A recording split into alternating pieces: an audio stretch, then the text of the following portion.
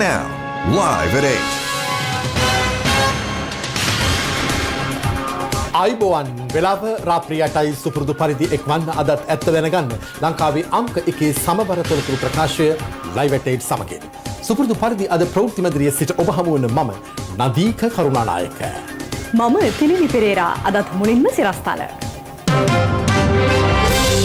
කොණ්ඩ රිස්වාන් සහ වෙලෙසුදාගේ මස්සින අත්අඩංගුවට පත්වෙද්දී බූස්ස බන්ධනාගාරයේ නමගිය අපරාධකරුවන් උපවාසයක ඥානසාර හිමිගේ සාක්ෂි පටිගත කළ මෞලවිවරයෙකු ඇතුළු දෙදෙනෙකුට එරෙහිව නීතිමය පියවර ගන්නයි නියෝග.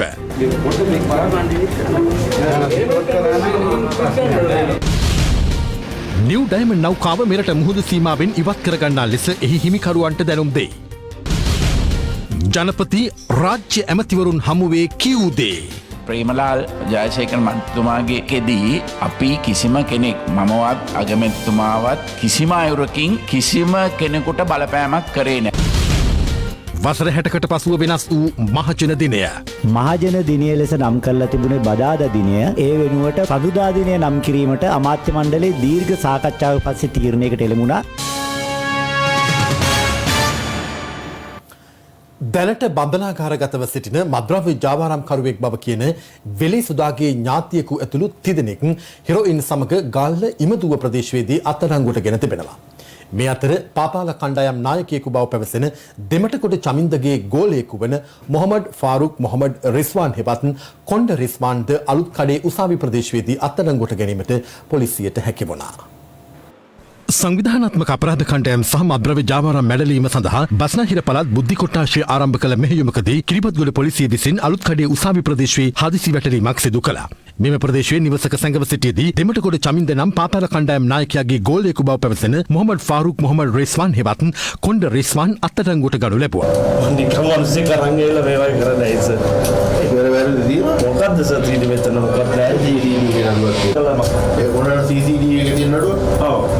සැකකරු ජීවත් වූ ග්‍රෑන්ඩ් පාස් නිවස සහ මාකුල ප්‍රදේශයේ කුලි නිවස හදිසි පරීක්ෂාවට ද ලක් කෙරුණා. එම නිවෙස්වල තිබී හෙරොයින් ග්‍රෑම් 5ක්, ජංගම දුරකථන 4ක්, බැංකු පාස්පෝර්ට් 2ක් සමග ATM කාඩ්පත් කිහිපයක්ද සොයා ගැනීමට හැකි වුණා. 2015 වර්ෂයේදී ආමි සම්පත් නැමැත්තාට වෙඩි ප්‍රහාරයක් එල්ල කිරීමට අනුබල දීම සහ 2017 වර්ෂයේදී හෙරොයින් ග්‍රෑම් 50ක් ඔහු සන්තකයේ තබා ගැනීම සම්බන්ධයෙන් මෙම සැකකරුට එරෙහිව අධිකරණයේ නඩුගුණු කර තිබෙනවා. සංවිධානාත්මක අපරාධකරුවෙකු සහ මද්‍රව්‍ය ජාවාරම්කරුවෙකු බව කියන සමන් කුමාර හෙවත් වෙලෙසුදාගේ බිරිඳගේ වැඩිමහල් සොහයුරිය විවාහ වී සිටි පුද්ගලයෙකු ඇතුළු තිදෙනෙකු ගල්ල ඉමදුව එල්ලගොඩ ප්‍රදේශයේදී අත්අඩංගුවට ගෙන තිබෙනවා. මෙම පිරිස සන්තකයේ තිබී හෙරොයින් ග්‍රෑම් 1 මිලිග්‍රෑම් 300ක්, ජංගම දුරකථන 4ක්, බැංකු පොතක් සහ රුපියල් 37500ක මුදලක් පොලිස් භාරයට ගනු ලැබුවා. අත්අඩංගුවට ගත් සැකකරුවන් දෙමටකොඩ ප්‍රදේශයේ පදිංචිකරුවන්. වෙලෙසුදාගේ වැඩිමහල් සොහයුරිය විවාහ කරගෙන සිටින මෙම සැකකරු ප්‍රියෝදරත රේදුරක ලෙස කටයුතු කර ඇති අතර ඔහු චූටි යන අන්වර්ථ නාමයෙන් හඳුන්වන අයෙක්. අදාළ සැකකරු මීට වසර 8කට පමණ පෙර බිරිඳගෙන් නිත්‍යානුකූලව වෙන්ව ඇති බවත් වාර්තා වෙනවා.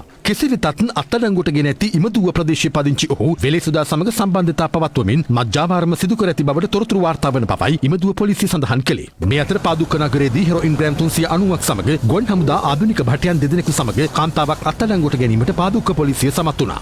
අත්අඩංගුවට ගත් කාන්තාව දැනට බන්ධනාගාරගතව සිටින රත්මලානේ කුඩු රෝසාගේ අනියම් බිරිඳ ලෙසට හඳුනාගෙන ඇති බවයි පොලිසිය පැවසුවේ. ආධුනික ගුවන් හමුදා භටයන් දෙදෙනා රැඳී සිටි පාදුක්කේ සහ මොරගහහේනේ කුලි නිවාස දෙක පරීක්ෂා කිරීමේදී එහි තිබී හෙරොයින් ග්‍රෑම් 40ක් සොයා ගැනීමට හැකි වුණා. එමින්ම අත්අඩංගුවට ගත් කාන්තාව සන්තකයේ තිබී හෙරොයින් ග්‍රෑම් 350ක් අඩංගු පැකට් 5000ක් සොයා ගැනීමට හැකි වුණා.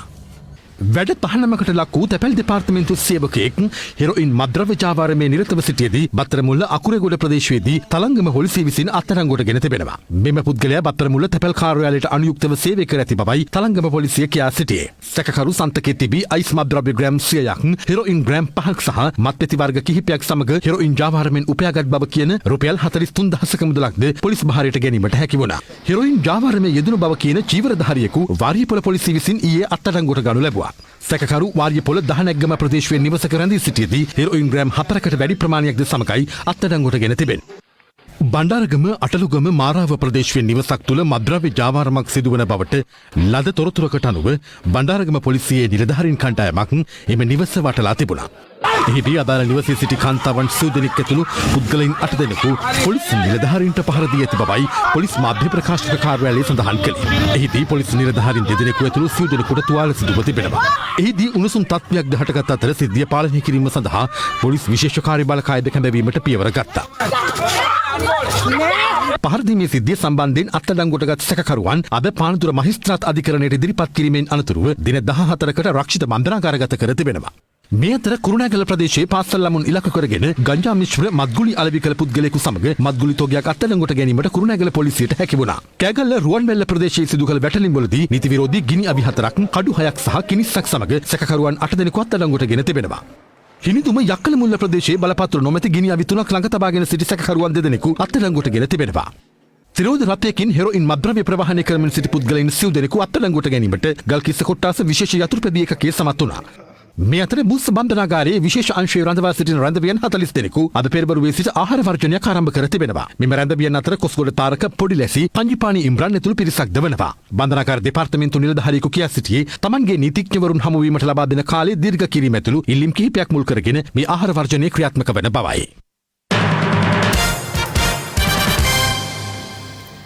පාස්කු ඉරිදා දින බෝම්බ ප්‍රහාරය පිළිබඳව විමර්ශනය කරන ජනාධිපති පරීක්ෂණ කොමිෂන් සභාවේ සාක්ෂි විමසීම් සූක්ෂමව ජංගම දුරකථනයකින් පටිගත කළ පුද්ගලයා සහ ඔහු වෙනුවෙන් පෙනී සිටි නීතිඥවරයා සම්බන්ධයෙන් අභියාචනාධිකරණය හරහා අවශ්‍ය නීතිමය පියවර ගන්නා ලෙස කොමිෂන් සභාවේ සභාපතිවරයා අද දින කොමිසමේ ලේකම්වරයාට නියෝග කළා. ඒ බොදුබල සේනා සංවිධානයේ මහලේකම් පූජ්‍ය ගලකොඩත්තේ ඥානසාර හිමියන් ඊයේ දින කොමිෂන් සභාව හමුවේ සාක්ෂි ලබා දුන් අවස්ථාවේ සමස්ත ලංකා ජමියතුල් උලමා සංවිධානය නියෝජනය කරමින් පැමිණි එහි වැඩබලන ලේකම්වරයෙකු ජංගම දුරකථනයකින් සාක්ෂි විමසීම පටිගත කර තිබීම හේතුවෙන් පාස්කු ඉරුදින ප්‍රහාරය පිළිබඳ විමර්ශනය කරන ජනාධිපති කොමිසම හමුවේ පූජ්‍ය ගලකොඩත්තේ ඥානසාර හිමි ඊයේ පස්වරුවේ පෙනී සිටියා. උන්වහන්සේ මීට පෙර ජනාධිපති කොමිසම හමුවේ ලබා දී තිබූ සාක්ෂිවලට අදාළව හරස් ප්‍රශ්න විමසීමට මෙහිදී අවස්ථාව ලබා දී තිබූ අතර සමස්ත ලංකා ජමීතුල් උලමා සංවිධානය මුස්ලිම් සංවිධාන ඇතුළු පාර්ශව 10ක් ජනාධිපති කොමිසමෙන් සිදු කර තිබූ ඉල්ලීමකට අනුව මේ කැඳවීම කර තිබුණා. කෙසේ වෙතත් ජනාධිපති කොමිසමේ සාක්ෂි විමසීම ආරම්භ වී පැය 2ක පමණ කාලයක් ගතවන විට එම කොමිසමේ පොලිස් ඒකකයේ නිලධාරීන් කොමිෂන් සභාව ඇතුළත රැඳී සිටි පුද්ගලයෙකු සැකකටයුතු ක්‍රියාවක යෙදී සිටීම හේතුවෙන් පිටතට ගනු ලැබුවා. අදාළ පුද්ගලයාගෙන් සිදු කළ ප්‍රශ්න කිරීම්වලදී අනාවරණ වී ඇත්තේ කොමිෂන් සභාව තුළ සිදු වූ පූජ්‍ය ගලකොඩත්තේ ඥානසාර හිමියන්ගේ සාක්ෂි විමසීම ජංගම දුරකථනයෙන් ඔහු විසින් පටිගත කර ඇති බවයි. ඔයා මේක හංගගෙන මේ පොත අස්සේ ගහගෙන මේ මම මේ චෙක්කාට පස්සේ ෆෝන් එක දෙනවා එම පටිගත කිරීම සිදු කර ඇත්තේ සමස්ත ලංකා ජමීතුල් උලමා සංවිධානයේ වැඩබලන ලේකම්වරයෙකු වන බව කොමිසමේ පොලිස් ඒකකයේ සඳහන් කළා. දැඩි ආරක්ෂක විධිවිධාන යටතේ ක්‍රියාත්මක වන පාස්කු ප්‍රහාරය පිළිබඳව විමර්ශනය කරන ජනාධිපති කොමිසමට බාහිර පුද්ගලයින්ට දුරකථන රැගෙන යාම සපුරා තහනම් වන අතර සමස්ත ලංකා ජමීතුල් උලමා සංවිධානය වෙනුවෙන් පෙනී සිටි නීතිඥවරයා මාර්ගයෙන් කොමිෂන් සභා පරිශ්‍රයට ඔහු සිය ජංගම දුරකථනය ගෙන ගොස් ඇති බව සිදු කළ ප්‍රශ්න කිරීම්වලදී අනාවරණ වී තිබෙනවා. ඒ අනුව අදාළ පුද්ගලයාගෙන් සහ ඔහුට ජංගම දුරකථනය ලබා දුන් නීතිඥවරයාගෙන් වහාම ප්‍රකාශයක් ලබා ගන්නා ලෙස කොමිසමේ සභාපතිවරයා ජනාධිපති කොමිසමේ පොලිස් ඒකකයට ඊයේ දැනුම් දුන්නා. මේ අතර මාවනැල්ල ප්‍රදේශයේ බුදුපිළිම කිහිපයකට අලාභානි කිරීමේ සිදුවීම සහ වනාතවිල්ලුව ලැක්ටෝස් වත්තෙන් පුපුරනද්‍රව්‍ය තොගයක් සොයා ගැනීමට අදාළව අපරාධ පරීක්ෂණ දෙපාර්තමේන්තුව විසින් සිදු කරන ලැබූ විමර්ශන සම්බන්ධයෙන් නිසි වාර්තාවක් Taman වෙත නොලැබුණු බව හිටපු ජාතික බුද්ධි ප්‍රධානී සිසිර මෙන්ඩිස් මහතා පවසනවා. පාස්කු ඉරිදින ප්‍රහාරය පිළිබඳ විමර්ශනය කරන ජනාධිපති කොමිසම හමුවේ ඊයේ දෙවන දිනටත් පෙනී සිටිමින් ඔහු මේ බව සඳහන් කළා. 2019 මාර්තු 19 වෙනිදා රැස්වුණු බුද්ධි සම්බන්ධීකරණ රැස්වීමේදී මොනවද විශේෂයෙන් සාකච්ඡා වුණේ? ලංකාවට විදේශ රටවලින් පැමිණෙන ආගමික දේශකයන් ගැන සොයා බැලිය යුතු බව මම ජාතික බුද්ධි ප්‍රධානියා ලෙස කිව්වා. ඒ වගේම සහරාන් හෂීම් ගැන සාකච්ඡා කළා. වනාතවිල්ලුවෙන් පුපුරණ ද්‍රව්‍ය සොයා ගැනීමේ සිද්ධිය පිළිබඳව ඒ වගේම මාවනැල්ලේ බුදු පිළිම කැඩීමේ සිද්ධිය පිළිබඳව ඔබ ආරක්ෂක ලේකම්ට කිව්වද? වනාතවිල්ලුව සිද්ධිය ගැන කිසිදු වාර්තාවක් ගැන මට ලැබී නැහැ කියලා මම ආරක්ෂක ලේකම්ට කිව්වා. එහෙමනම් මාවනැල්ල සහ වනාතවිල්ලුව සිද්ධි ගැන අපරාධ පරීක්ෂණ දෙපාර්තමේන්තුව ඔබව දැනුවත් කළාද? දැනුවත් කළේ නෑ. වනාතවිල්ලුව පැත්තෙන් පුපුරණ ද්‍රව්‍ය හොයාගත්තේ 2019 ජනවාරි 16 වෙනිදා. ඊට පස්සේ තිබ්බ බුද්ධි සමාලෝචන රැස්වීම් වලට අපරාධ පරීක්ෂණ දෙපාර්තමේන්තුවේ නිලධාරීන් සහභාගී වුණාද? පැමිණියේ නැහැ. මේ අතර 2019 පෙබරවාරි 5 වෙනිදා මාර්තු 19 වෙනිදා සහ මාර්තු 26 වෙනිදා පැවති බුද්ධි සමාලෝචන රැස්වීම් සඳහා අපරාධ පරීක්ෂණ දෙපාර්තමේන්තුවේ නිලධාරීන් නොපැමිණි බව අනාවරණ වුණා. මේ වගේ වැදගත් තීන්දුව తీරන ගන්න රැස්වීමකට වගකිව යුතු නිලධාරීන් ආවේ නැති වුණාම ඒ ගැන හොයලා කටයුතු කළේ නැති එක වරදක් නේද? ඒක වරදක් කියලා පිළිගන්නවා. නමුත් ප්‍රශ්න තිබුණා. ඇයි මෙහිම ප්‍රශ්න තිබුණා කියන්නේ? දැන් ඔබත් අපරාධ පරීක්ෂණ දෙපාර්තමේන්තුවේ හිටියා නේද? සමහර වෙලාවට මට ගරු කිරීම නැත්තම් මම කැමති නෑ ඔළුව නවන්න. ඔබ ජාතික බුද්ධි ප්‍රධානියා ලෙස මෙහෙය වූ රැස්වීම් වලට අපරාධ පරීක්ෂණ දෙපාර්තමේන්තුවේ ජ්‍යෙෂ්ඨ නියෝජ්‍ය පොලිස්පතිවරයා අධ්‍යක්ෂවරයා එන්න අකමැති වුණා කියන එක නේද ඇත්ත? එහෙම හිතනවා. මේ අතර හිටපු ජාතික බුද්ධි ප්‍රධානී සිසිර මෙන්ඩිස් මහතා අද උදෑසන තෙවැනි දිනටත් සාක්ෂි ලබා දීම සඳහා ජනාධිපති පරීක්ෂණ කොමිසම හමුවේ පෙනී සිටියා.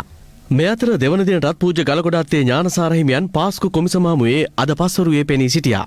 මේ ඊයේ සිද්ධියට මුහුණ දීපු මෞලවිවරයා ඔහු නිකන් ජමාතේ මතවාදයේ දරමින් උලමා සභාව නියෝජනය කරන පුද්ගලයෙක්. ඔහු අත් වශයෙන්ම නබීතුමාගේ උපන්දින සැමරුමට පවා විරුද්ධව හඬපට නිකුත් කරපු කෙනෙක්. කියන්නේ ඊටාම දරුණු ගණේ වහාබ්වාදයටත් එහා ගිය මූලධර්මවාදී කණ්ඩායමක් විදිහට තමයි අපි මේ ජමාතේ ඉස්ලාම් කණ්ඩායම හඳුනගෙන ඉන්නේ. ඉතින් අපි ඔහුගේ ක්‍රියාව අනුමත කරන්නේ මොකද හේතුව මේ කමිෂන් සභාවේ විනිශ්චයකාරතුමන්ලා ඒ වගේම නීති දෙපාර්තමේන්තුවේ නිලධාරීන් විතරක් නෙවෙයි අනෙක් අයවරුන්ගේ පවා ජීවිත වුණත් තර්ජනයකට ලක් වෙන්න පුළුවන්. මොකද හේතුව ඔවුන් ඊටාම සංවිධානාත්මකයි. ඒ විතරක් නෙවෙයි ආයේ මේ වං කීකේ ඉන්න දෙයක් නැහැ. මේ උලමා සභාවේ සියලු දෙනාට නීතියෙන් දඬුවම් කළ යුතුයි. ඔවුන්ගේ දේපොළ වත්කම් මූලස්ථාන පවා මම හිතන්නේ සීල් තබලා මේ හුරතල් කරන්නේ නැතුව වහාම මේ රටේ නීතිය ක්‍රියාත්මක කළ යුතුයි කියලා තමයි අපේ ස්ථාවරය. මේ අතර පසුගියදා පාස්කු කොමිසම හමුවේ පෙනී සිටි හිටපු අමාත්‍ය රවුෆ් හකීම් මහතා කළ ප්‍රකාශයක් සම්බන්ධයෙන් හිටපු පාර්ලිමේන්තු මන්ත්‍රී පාලිත රංගේ බණ්ඩාර මහතා මාධ්‍ය හමුවක් පවත්වමින් අදහස් පළ කළා.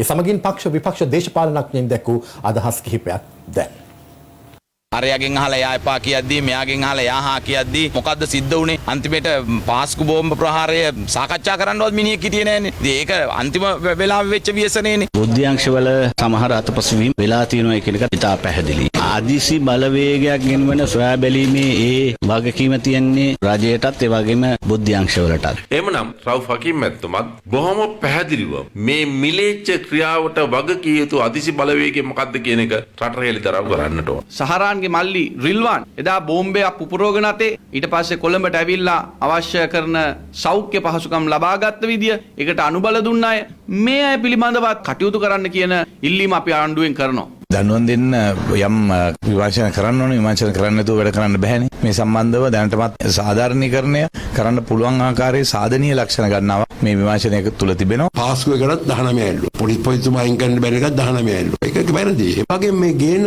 සදිසි වෙනස් වීම. එයි මේ තරම් හදිස්සි. උදාහරණයකට කැබිනට් එක වැඩි කරන්න. ඒ වගේම ද්විත්ව පුරවැසි නීතිය වෙනස් කරන්න. පාර්ලිමේන්තුව අවුරුද්දෙන් විසවහගෙන. මට ඒක තේරුම් ගන්න අමාරුයි. ඒ තත්ත්වය ඇති වෙන්න හේතුව ප්‍රබල විපක්ෂයක් නැතිකම නේද? ශක්තිමත් විපක්ෂයකුත් අවශ්‍යයි. ඒ ප්‍රබල විපක්ෂය නැති වෙන්න හේතුව මොකද්ද?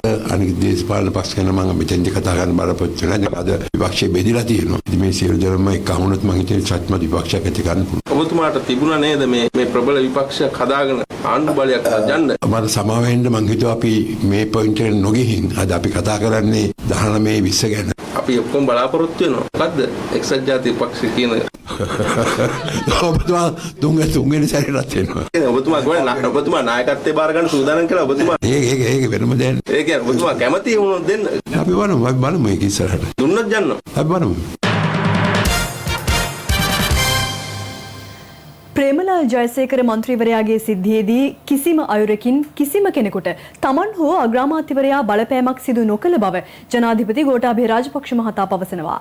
ජනාධිපතිතුමන් මේ බව ප්‍රකාශ කළේ අද ජනාධිපති කාර්යාලයේදී රාජ්‍ය අමාත්‍යවරුන් අමතමින්. රාජ්‍ය අමාත්‍යවරුන් අද ජනාධිපති කාර්යාලයේදී ජනාධිපතිතුමා සමග සාකච්ඡාවකට එක් වුණා.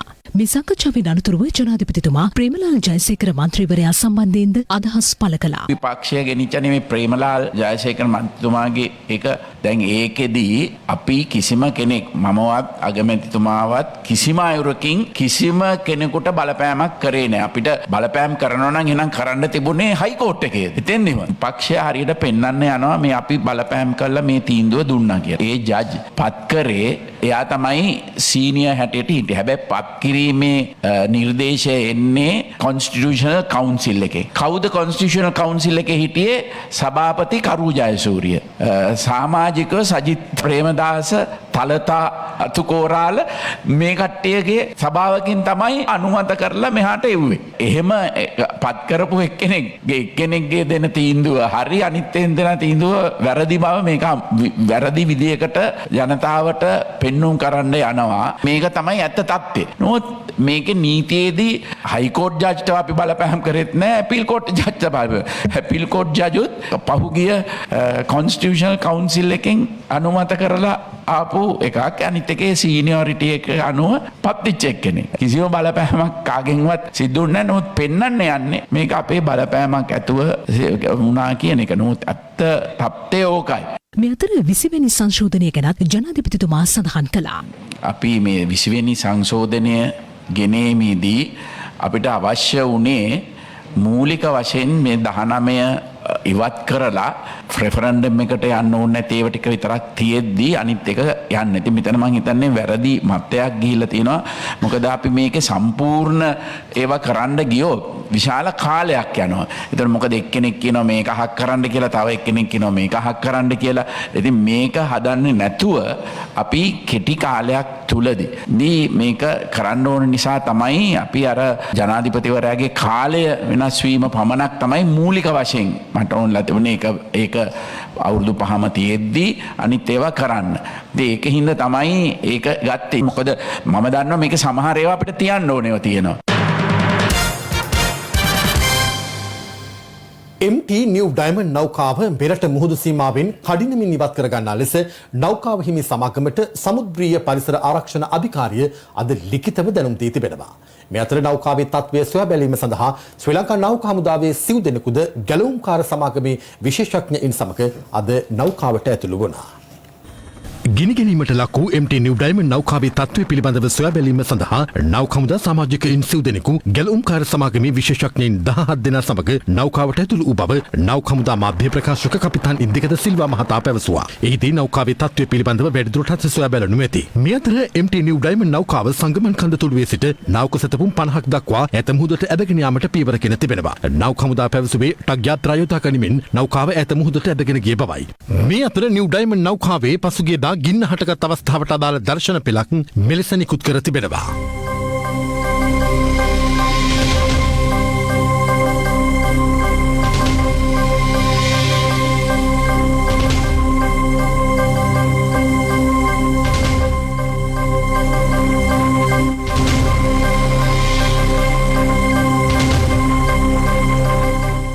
මේ අතර නෞකාවේ සිට නාවික සැතපුම් 2ක පමණ දුරට සාගරයේ විහිදී ඇති ඉන්ධන පැල්ලම සම්බන්ධයෙන් විමර්ශන තවදුරටත් ක්‍රියාත්මකයි. මේ අතර මීටර 10ක් 30ක් අතර පළලකින් යුත් නාවක සැතපුමක් පමණ දිග තවත් තෙල් පැල්ලමක් අද නිරීක්ෂණය වූ බව ශ්‍රී ලංකා නෞකා හමුදාව පැවසුවා. නෞකාවේ ගින්න නිවීම සඳහා භාවිත කළ ජලයෙන් නෞකාවේ පසුපස පිහිටි ඉන්ධන කාමරය සහ පොම්පාගාරයේ ඇතුළු කොටස පිරී ගොස් ඇති අතර ඒ හේතුවෙන් නෞකාවේ සාමාන්‍ය පිහිටීම වෙනස් වී පසුපසට බර වී තිබෙනවා. එම ජලය නෞකාවේ ඉන්ධන දැවිතෙල් සහ වෙනත් රසායනික ද්‍රව්‍ය සමග එක් වී මුහුදට එකතු වීමෙන් මෙම තෙල් පැල්ලම ඇතිවීමට හේතු වී ඇති බවටයි සැක කරන්නේ. ආපදාවට ලක් වූ නෞකාවේ එන්ජින් කාමරයේ පිටුපස පිහිටි අනෙකුත් කොටස් ගිනි ගැනීම හේතුවෙන් විෂ වායු ඇති වී ඇති අතර ඒවා ඉවත් කිරීමට මේ වන විට කටයුතු කරමින් සිටින බව නෞකා හමුදාව සඳහන් කළා. අදාළ තෙල් පැල්ලම නිෂ්කාශනය කිරීම සඳහා ඉන්දිය වෙරළ ආරක්ෂක දෙපාර්තමේන්තුවට අයත් ගුවන් යානයක් යොදා ගනිමින් ඊයේ මෙන්ම අදත් රසායනික ද්‍රව්‍ය ඉසීම සිදු කළා. ඊට අමතරව නෞකා හමුදාව සහ ඉන්දිය වෙරළ ආරක්ෂක දෙපාර්තමේන්තුව ඒකාබද්ධව කිමිදුම් මෙහෙයුමක්ද සිදු කරන බවයි නෞකා හමුදාව පැවසුවේ. නිව් ඩයමන්ඩ් නෞකාවේ තිබිච්ච තත්ත්වය ඉතාමත් හොඳට පාලනය කිරීමට හමුදාවන් යහුසුලුව ක්‍රියාත්මක වෙනුව ලැබුවා. විශේෂම නාවික සහ ගුවන් හමුදා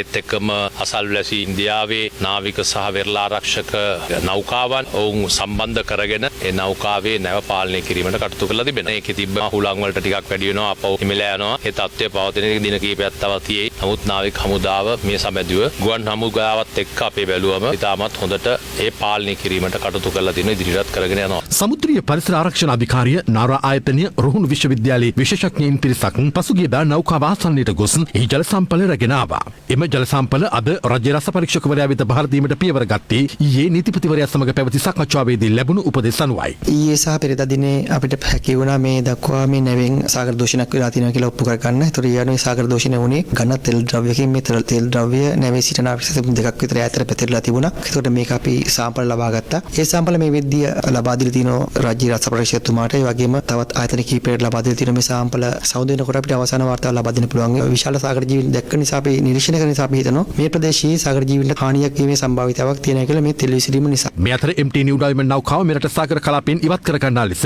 නෞකාව අයත් සමාගමට අද ලිඛිත දැනුම් දීමක් සිදු කෙරුණා. මේ වන විට නීතිපතිතුමාගේ උපදෙස් මත අපි අදාළ නීතිමය ක්‍රියාමාර්ග ගන්නට කටයුතු කරමින් සිටිනවා. ඒ අනුව අපි සිද්ධිය වූ මුල් අවස්ථාවෙම දැනුම් දුන්නා අදාළ සමාගමට සහ අනිකුත් සියලුම පාර්ශ්වකාරයන්ට මේ නැව අපේ සමුද්‍ර කලාපයෙන් පුළුවන් තරම් ඉක්මනට ගෙනියන්න කියලා. එම ඉල්ලීම නැවතත් අපි අද දිනේ සිද්ධ කෙරුවා. මෙම නෞකාව යම්කිසි හේකින් ලොකු පරිසර දූෂණයක් සිද්ධ වෙන කාන්දුවක් ඇති වෙන තත්වයකට පත් වුණොත් රටක් විදිහට අපිට ඒක දරා ගන්නට බෑ. රටක් විදිහට අපිට කරන්න පුළුවන් සීලම දේ කරලා තියෙනවා. මෙතනින් එහාට මං හිතන්නේ ගලවා ගැනීමේ සමාගම විසින් මේ නැව අපේ සාගර කලාපයෙන් එහාට ගෙනිලා ඉතිරි කාර්යය සිද්ධ කරයි කියලා අපි බලාපොරොත්තු වෙනවා. අනුමැතිය සඳහා ආණ්ඩුව පාර්ලිමේන්තුව හමුවට ඉදිරිපත් කළ බදු නියෝග 30කට වැඩි සංඛ්‍යාවක් අද පාර්ලිමේන්තුවේදී ඡන්දයකින් තොරව සම්මත වුණා. ඒ පිළිබඳව පැවති දින දෙකක විවාදයකින් අනතුරුවයි. මේ අතර MCC ගිවිසුම සම්බන්ධයෙන්ද අද පාර්ලිමේන්තුවේදී සංවාදයක් ඇති වුණා. මැතිවරණ සමයේදී ජනතාවට පොරොන්දු වූ පරිදි මිලේනියම් චැලෙන්ජ් කෝපරේෂන් ගිවිසුම අත්සන් කිරීම ප්‍රතික්ෂේප නොකොට එය සමාලෝචනය කිරීමට බලපෑ හේතු මොනවාද? යෝජිත ගිවිසුමේ අඩංගු කරුණු සොයා බැලීම සඳහා විද්වත් කමිටුවක් පත් කරන ලදී. ශ්‍රී ලංකාවට අහිතකර කොන්දේසි පිළිබඳ සමාලෝචනයක් එම වාර්තාවේ දැනටමත් දක්වා තිබෙනවා. අර නිදහස් චතුරස්‍රයේ අතිපූජනීය මහා සංඝරත්නයත් මාරාන්තික උපවාසයක නියලුණු මොහොතක ඔය සමාලෝචන ගැන ඉදිරි සාකච්ඡා ගැන මොනවාක්වත් කියවුණේ නැහැ. දා කියවුණේ රටම ලේවිලක් බවට පත් වෙනවා. MCC ගිවිසුම සහ මුලින්ම ඉරා දමනවා මේ අනාදී වශයෙන් තමයි කිව්වේ. මේ MCC ගිවිසුම ගෙනකොට කැබිනට් එකේ වචනයක්වත් එතුමා කතා කරුවේ නැහැ කාලේ හිටියේ. බිල්ලා වගේ හිටියේ. දැන් මේ ලකුණු දාගන්න හදනවා. එතුමා කොහොමද දන්නේ මම විරුද්ධ වුණාද නැද්ද කියලා? එතුමා කැබිනට් එකේ හිටියද? මම විරුද්ධ වුණා. අරු කතානායකතුමනි ඒක විහිළුවට ලක් කරන්නට එපා. MCC ගිවිසුම අහෝසි කරනවද නැද්ද? ජාතික සමගි බලවේග දැම්ම පදුර නෙමෙයි පැදුරනුත් බිමට නෙමෙයි යන්න තනක් නැහැ ජාතික සමගි බලවේගයට. ඔතුමාගෙන් ඉල්ලීමක් කරනවා මේ පාර්ලිමේන්තුවේ විපක්ෂ නායකරුන්ට වැඩමුළුවක් කරන්න බැරිද කරු කතානායකතුමා? විපක්ෂ නායකවරයා කොහොමද හැසිරෙන්නේ කතා කරන්නේ මොනවද කියන්න පුළුවන් කියන එක නැත්නම් මේ පාර්ලිමේන්තුව විහිළුවක් බවට පත් වෙනවා. අපි ජනතාවට කිව්වා මේ ආණ්ඩු ක්‍රම ව්‍යවස්ථාව වෙනස් කරන්න අපිට 3/2 බහුතරයක් ලබා දෙන්න කියලා. මෙරටේ බුද්ධිමත් ජනතාව හරියට කිරලා මැනලා බලලා හරියටම 150ක බහුතරයක් ලබා දුන්නා. මේ පිළිබඳ ඡන්ද එනවා. එතකොට ඔබතුමා බලා ගන්න පුළුවන් 150ට දෙකක් අඩුද 3ක් අඩුද 15ක් වැඩිද කියන එක ඔබතුමාට බලා ගන්න පුළුවන්. සමගි බලවේගයේ ටෙලිෆෝන් එකෙන් වයර් ගලවලා කීයක් එනවද කියලා බලා ගන්න පුළුවන්. අපි ව්‍යවස්ථා සංශෝධනය අපිට. දැන් මේ පටන් ගත්තා විතරයි අද විවාදේ. මේ මොනවද මේ කියන්නේ? අද රෙගුලේෂන් ගැන දන්නේ නැහැ මෙතුමාගේ පළවෙනි කතාව. ඒ වල්හාලිලා කියවන්නේ. මට තේරෙනවා රිදෙනවා කියලා. අවුරුදු 5ක් මේ රටට කරපොට රිදෙන්න ඕනේ ඔයගොල්ලන්ට. අහගෙන ඉන්න අමාරුයි. මොකද අද තියෙන විෂය එතුමා කතා කරන්නේ. මේ මුජබල් රහමාන මන්තුමාට කියනවා මේ දවස්වල ආණ්ඩුව විසින් අත් කරපු කුඩුකාරයන් සහ පාතාලයන්ගේ නම් තියෙනවා. ඕන්න මට කංජිපානි හම්බෙච්ච පාටි ගැන කියන්න පුළුවන් කරු කතානායකතුමා. කංජිපානි හම්බුනේ කොහෙද? කංජිපානිගේ පාටියට ගිය ඔක්කොම මට කියන්න පුළුවන්. මං හිතනවා ඩෝසර් කැලෑ ඩෝසර් කරන්න ඕනේ නෑ. අතන පාර්ලිමේන්තුවේ ග්‍රවුන්ඩ් එක ළඟ ඉඳන් බුල්ඩෝසර් ටිකක් ගෙනල්ලා මේක ඩෝසර් කරලා දැම්ම නම් ඉවරයි. මොකද පාර්ලිමේන්තුවට වටිනාකමක් නැහැ. අවුරුදු 4මාරක් මේ රට කෑවා. මෙතන කතා කරනවා පෞල් පාලනයක් ගැන. එතන තිබුණා අමුතු පාලනයක්. රටේ සාමාන්‍ය ජන ජීවිතය නන්නත්තර කරපු. නොතිබිච්ච සහරාන්නගේ ත්‍රස්තවාදයකට පණ දීපු. බුද්ධ්‍යංශ වාර්තා එක පිට එක ආවත් වගේ වගක් නැතුව ඔහෙ හිටපු. මේ නිකම් පුස්සන්ගේ ආණ්ඩුවක් කරලා අද හැවිලා කතා කරනවා ආයෙ අර පරණ වචන ටික පෞල් පාලනය. ඔය කුණු හබ්බ වචන ටික අහලා රැවටිලා ආයමත් අම්ම මුත්තා කිව්වත් ඔය කුණු හබ්බ වචන ටිකට රැවටෙන්නේ නැහැ කියන අදිෂ්ඨානය ඇතුව තමයි මේ රටේ ජනතාව ගෝඨාභය රාජපක්ෂ මැතිතුමා ජනාධිපති කරේ. ඒ වගේම 3න් 2ක බලයක් තියෙන පාර්ලිමේන්තු බලයක් හදලා දුන්නේ.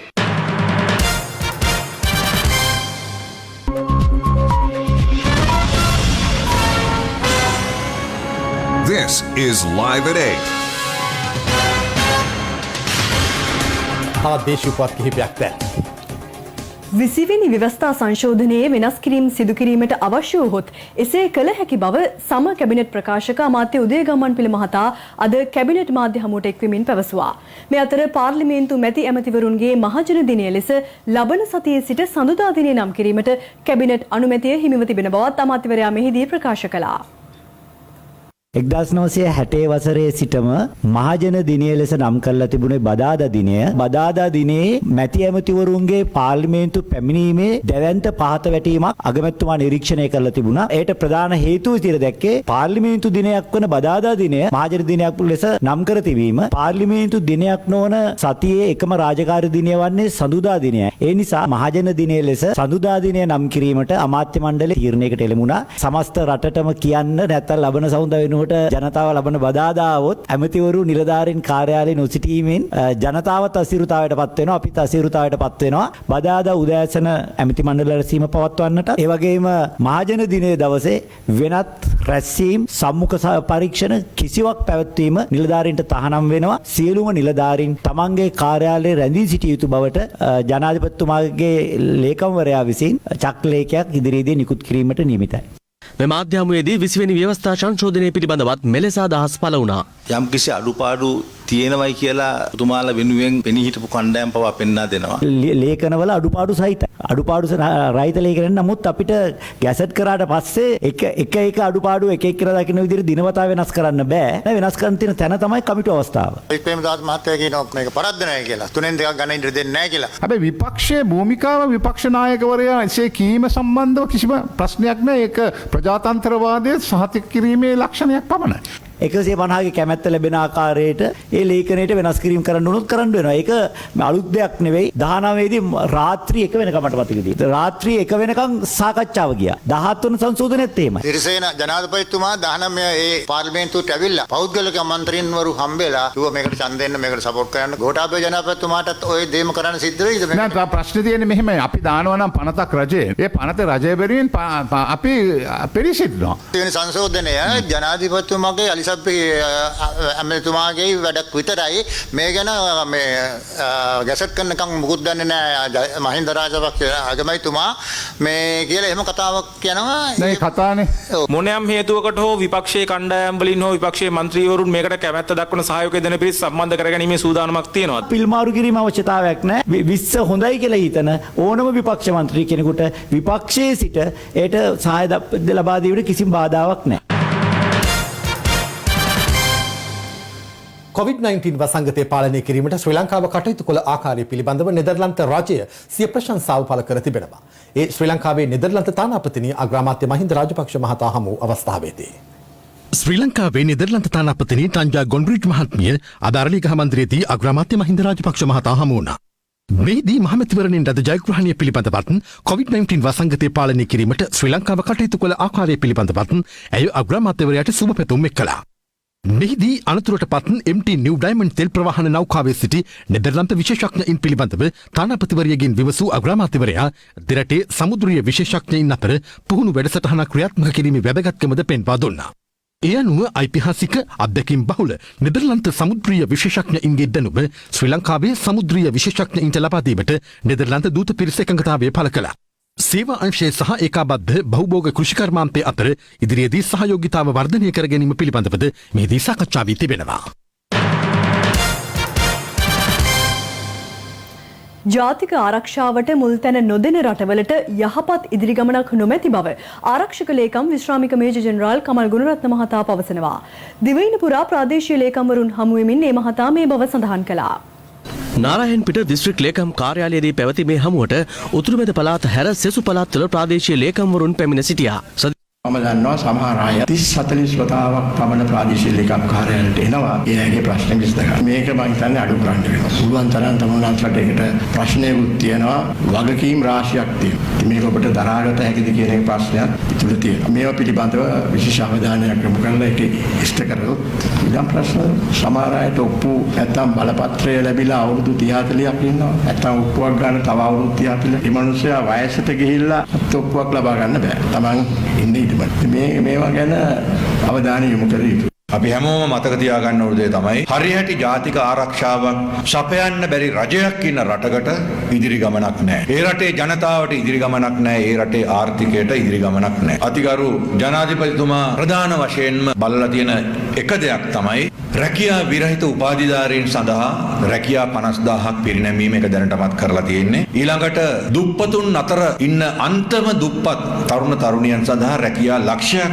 පිරිනැමීම ඒක දැනට අපි කරගෙන යනවා. මෙතනදී රාජ්‍ය යාන්ත්‍රණය ගැන විශාල බලාපොරොත්තුවක් අතිගරු ජනාධිපතිතුමාත් රජයත් ඒ වගේම අපේ ඇමතිතුමාත් තබලා තියෙනවා.